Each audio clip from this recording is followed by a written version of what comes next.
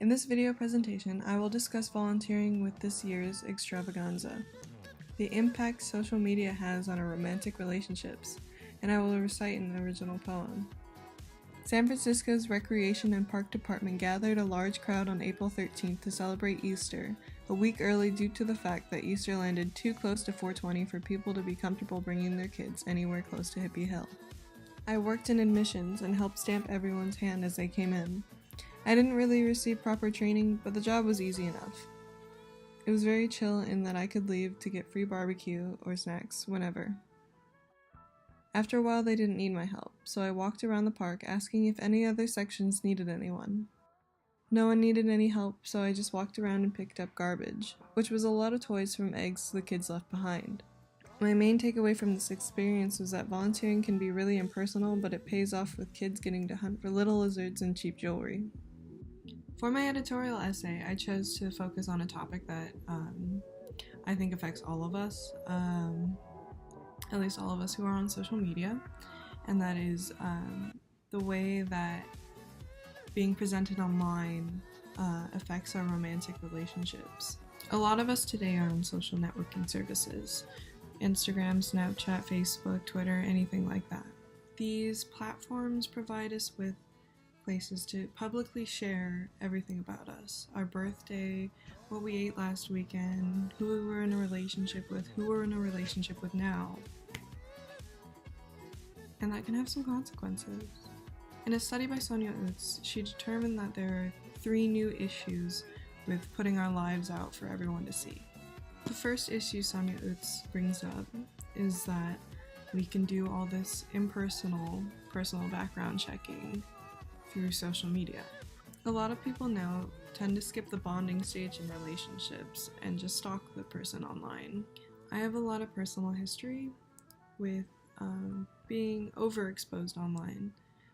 My mom is a photographer and she's posted probably every single life event that I've ever had since she's had her Facebook, which has been a really long time. Which when I get into new relationships with people, I usually go to her page and show them pictures from her Facebook because it saves me the trouble of finding them. Having a family photo archive online can be really nice, but it becomes problematic when you know that anyone can see that from any time, anywhere, whether or not it's incriminating of you or shares too much information about you.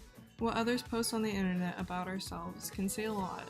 In an interview for a study by Jessica R. Frampton and Jesse Fox, one participant relates the topic of background checking to his experience with exploring his ex-girlfriend's ex-partner's page. He said, "She'll tell me stuff that she would feel comfortable sharing, and what she imagines wouldn't bother me, so it'd be a lot more filtered.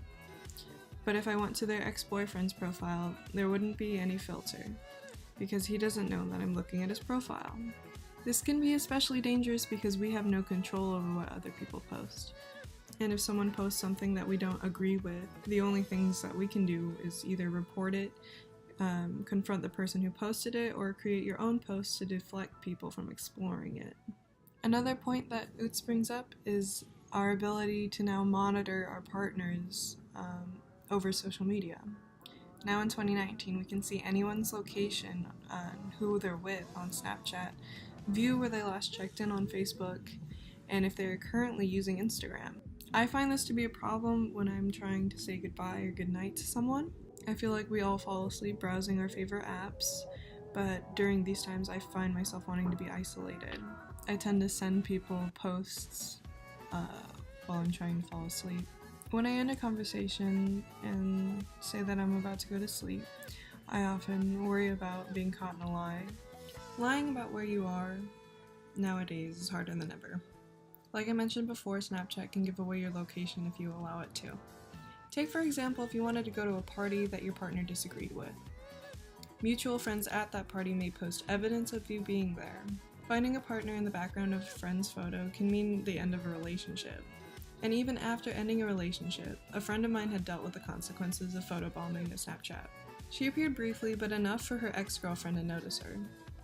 The next day, her ex-girlfriend drove 2 hours to the same venue to stalk her. When she arrived, my friend was gone, but she still stuck around to gather as much information as she could. Without clear and honest communication, trust cannot be built, and jealous partners can take matters to the extreme. Publicly shared relationships have become so prevalent in today's world that it's become aggravating for most people. In an editorial by Krista Burton, she recalls how frustrated she felt by seeing these publicly shared relationships.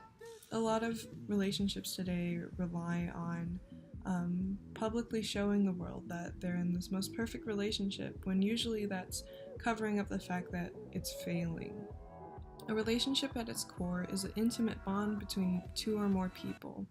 So what do these couples with high social media presence hope to gain by making their status constantly known to people who are not even a part of their real lives? Burton explains that your relationship and or breakup is not a part of the public domain unless you invite and encourage that. And that conveys Burton's idea that the user is to blame for the over-transparency in social media by inviting strangers to view every aspect of their relationship. Ultimately, it's a person's choice to put their relationship out for the world. However, you must deal with the consequences in a healthy manner. Public relationships seem to be pretty daunting in the number of restrictions it holds. But unless you remain single or far away from the internet, there's nothing you can do to avoid its presence. Instead, building healthy connections with people with clear communication and honesty will bring the best out of your relationship online. Instead of stalking your partner's whereabouts, build the courage to talk to them with faith.